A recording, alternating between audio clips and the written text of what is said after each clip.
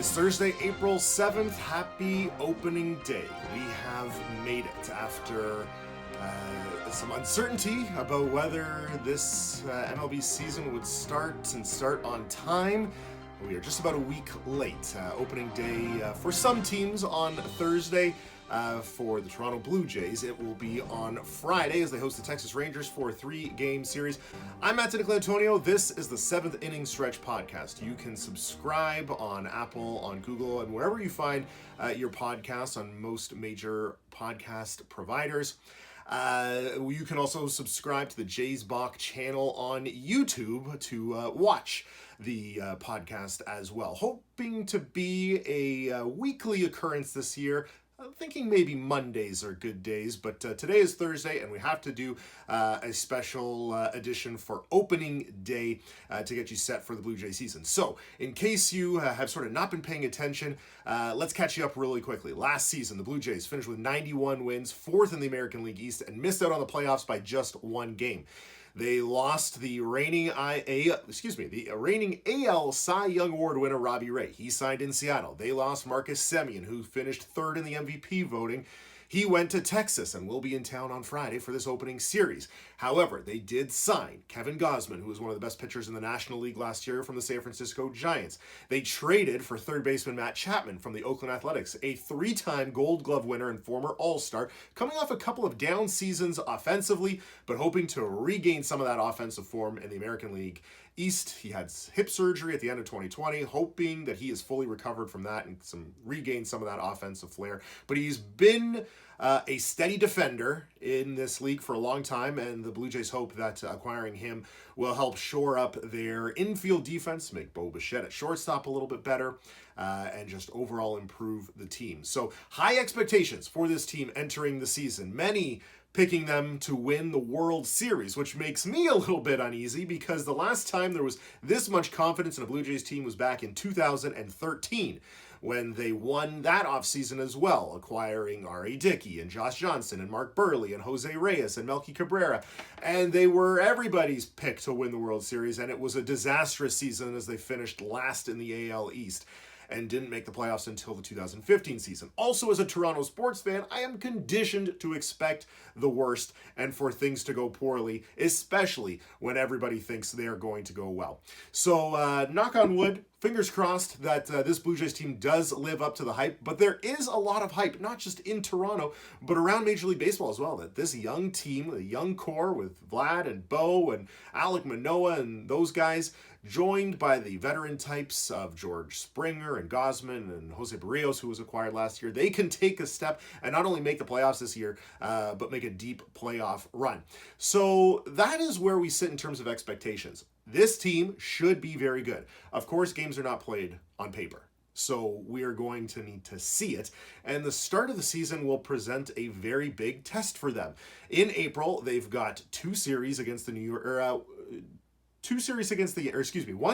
Yankees, 2 series against the Boston Red Sox, 2 series against the Houston Astros. Those are all teams that are expected to be in playoff contention as well. So it'll be a great litmus test to see how they measure up against other teams that not only made the playoffs last year, but are expected to make the playoffs once again this year. And the Jays notoriously get off to slow starts. At least they did during the John Gibbons era. This, of course, a little bit of a different tenure with Charlie Montoyo back at the helm. He's been signed to a contract extension through next season with a couple of club options for the chance for him to be in charge for even longer. And that was a tiny bit of business done by the Jays, by the way, as he was entering the final season of his current deal. And you could imagine that if the Jays started poorly, there would be some questions about whether he was the right man for the job. There's always been questions about whether he's the right man for the job, as he took a rebuilding team, but is he the right man to take a team from a hopeful to a contender? But they've eliminated that distraction. If they had got off to a poor start, maybe there'd be some callings for his firing, but that is not going to happen now. And I don't expect them to get off to a poor start. This is a very good team, and they've made it through spring training extremely healthy, with the exception of a couple of relief pitchers, Nate Pearson, who might not have even been on the team, and Ryan Borucki. Everybody from their starting lineup and starting rotation is healthy, which feels like it's kind of rare for a team to get out of spring training that healthy, especially an abbreviated spring training, shortened by the lockout, where people around the game thought we might see a rash of injuries. And that may still happen as the season begins. But thankfully, the Blue Jays have made it through spring training healthy. So they'll have a full complement, a full arsenal when things get going on Friday at home against Texas. The first real home opener for the Jays since the start of the 2019 season, when the expectations were much lower for this team. So let's do some bold predictions for this year. Everybody loves their bold predictions. How bold do you want to go? I'm going to do 5 today. 5 bold predictions that I'm going to make for this 2013 or 2022. I'm already drawing back to 2013. 5 bold predictions for this Blue Jays team this year. Number 1, we're going to start off with Bo Bichette. I'm going to predict that Bo Bichette has a 30-30 season, which is to say 30 home runs, 30 stolen bases, and hits over 300. Now, how realistic is that? This might not feel that bold.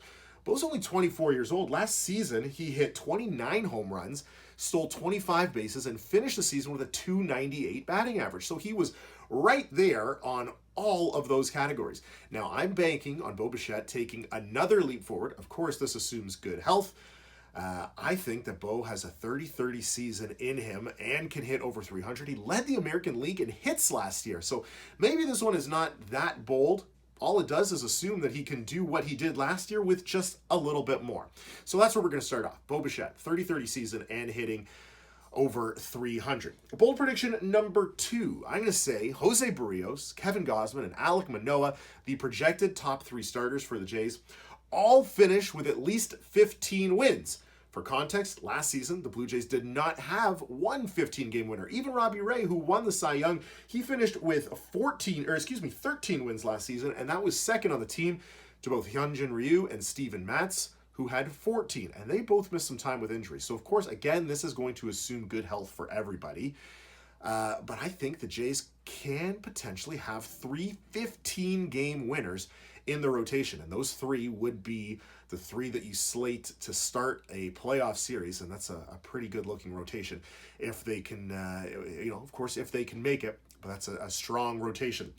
Bold prediction number 3. We're starting to get a little bit bolder here, I think. Lourdes Gurriel Jr., who had a phenomenal end to last season, was one of the best hitters in the game from the All-Star break onward. I'm going to say he will have a better offensive season. We can use certain metrics like weighted runs created plus or OPS plus. I think he can have a better offensive season than his fellow outfielder Teoscar Hernandez, who last year was an All-Star and a Silver Slugger, and I'm going to predict both of those accolades for Lourdes Gurriel Jr. An All-Star appearance, his first, and a Silver Slugger to go with his Gold Glove finalist status that he's had for the last couple of seasons. I just think, especially during spring training, he looked very locked in. His plate discipline looks much improved from what we saw at the beginning of last year. It mirrors what we saw towards the end of last season when he was not striking out as much. His walks were up. His power was up. This is a guy who hit 4 grand slams last year, was extremely clutch with runners in scoring position. And he's going to start off the year batting 5th or 6th in this Blue Jays lineup. And if he can bring that into over a whole season, we've always seen the flashes of that potential, but he's never really been able to put it together for more than a couple of months at a time.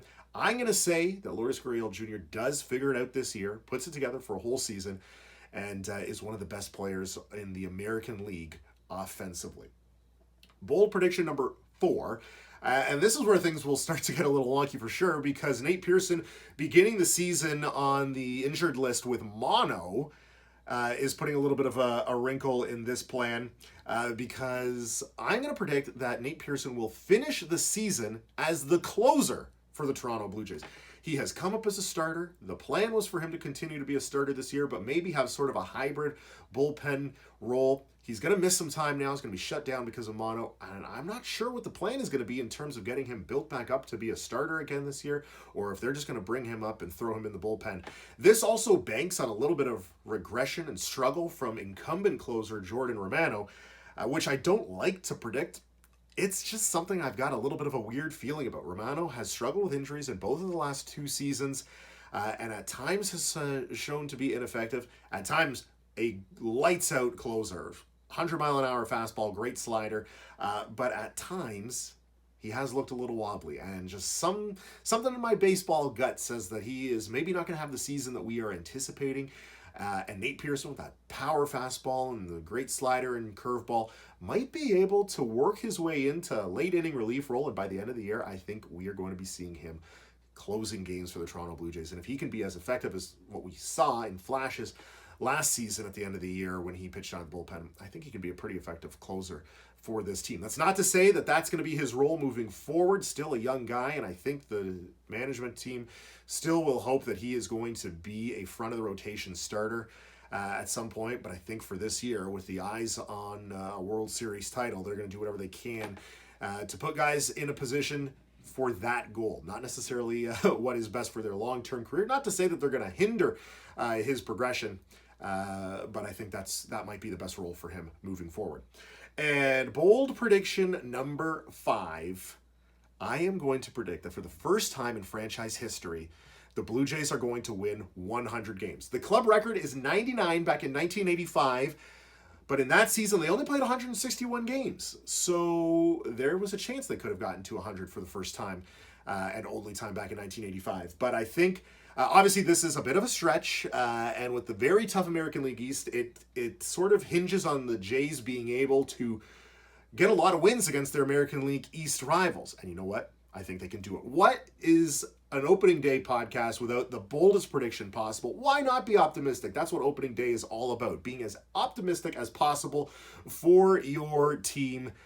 And I'm going to say 100 wins for the Toronto Blue Jays in 2022. Now, that means they will qualify for the postseason, of course. They're going to win the American League East. That's another prediction.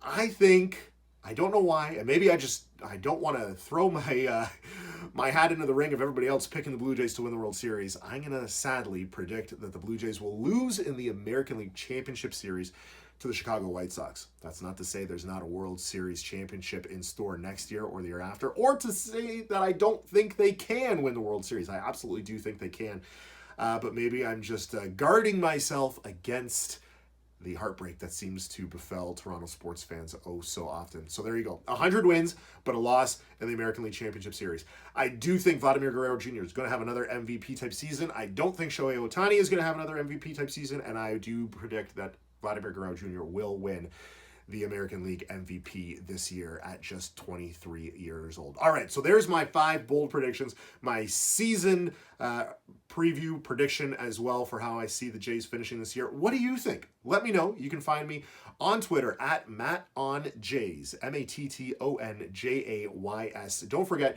you can subscribe to this podcast wherever you get your podcasts, or subscribe on YouTube and have these episodes delivered directly to you every time there is a new episode. And don't forget to also check out jaysbot.com. I've put out a few articles this week, 5 storylines I'm following this year. I outlined the opening day roster with 1 question from each player that has made the 28-man roster to start the year.